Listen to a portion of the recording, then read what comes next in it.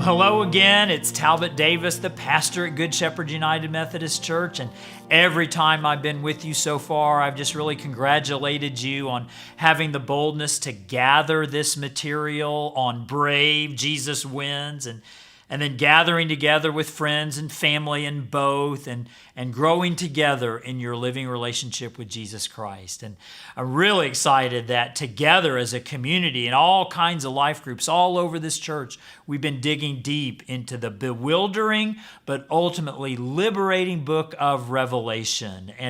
And one of the things that really strikes me about this book and strikes me about kind of the world that we live in is that even though the last couple of chapters of the book of Revelation have so much to do with what's going to happen, this is one of those few places in the book where, this is really future-oriented. Nevertheless, John, the author who both receives and then communicates the revelation, he's very careful to weave in some real echoes of nostalgia.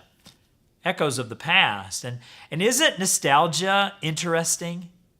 As someone who grew up essentially in the 70s, during that decade, people had all kind of nostalgia for the 50s. And some of you may remember that show that came out, Happy Days. And everybody who was alive in the 70s, we just kind of wanted to yearn back to what life was, the simpler life was like in the 50s, before half of us at that time were even born. And then I noted that a few years ago, there's a lot of nostalgia for what went on in the 80s. And now more recent years, there's been nostalgia for 90s kind of life. It's always operating about 20 years ahead. We have this passion for what things were like a generation or so ago.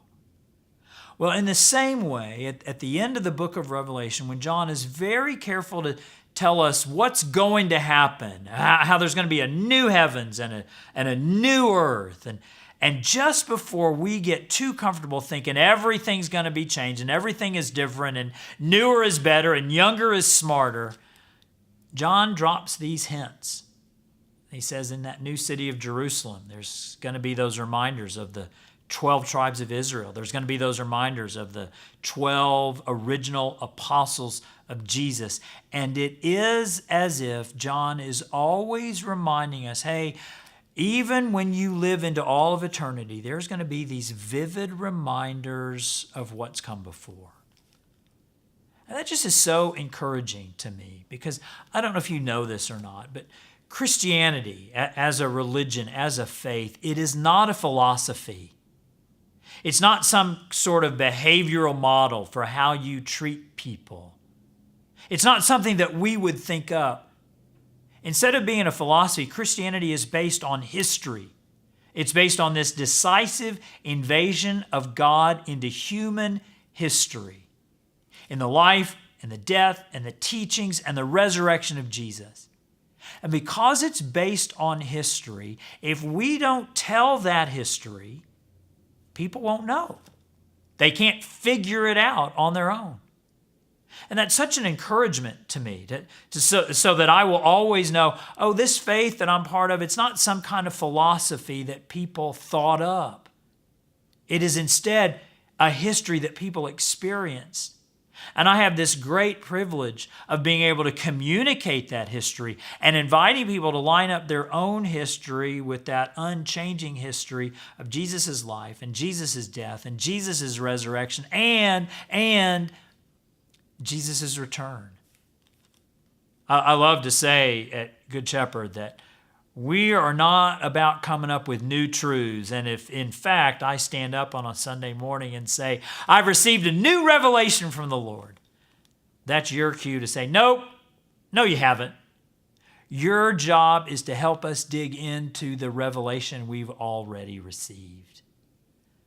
So I just want you in your groups to have such a deep appreciation for the history of the Christian faith, and a deep appreciation for the fact that we don't think up a new gospel. We just enjoy, we delight in digging into the old gospel. Because when you don't think the gospel's enough, you invent new ones.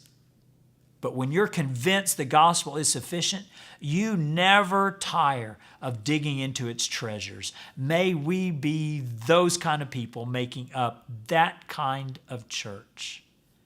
Because when God brings, at the end of all things, when God brings what we have never seen, He will build it on what's always been. We're going to discover that the future is really pretty ancient. With that in mind, have a great conversation and be blessed today. Amen.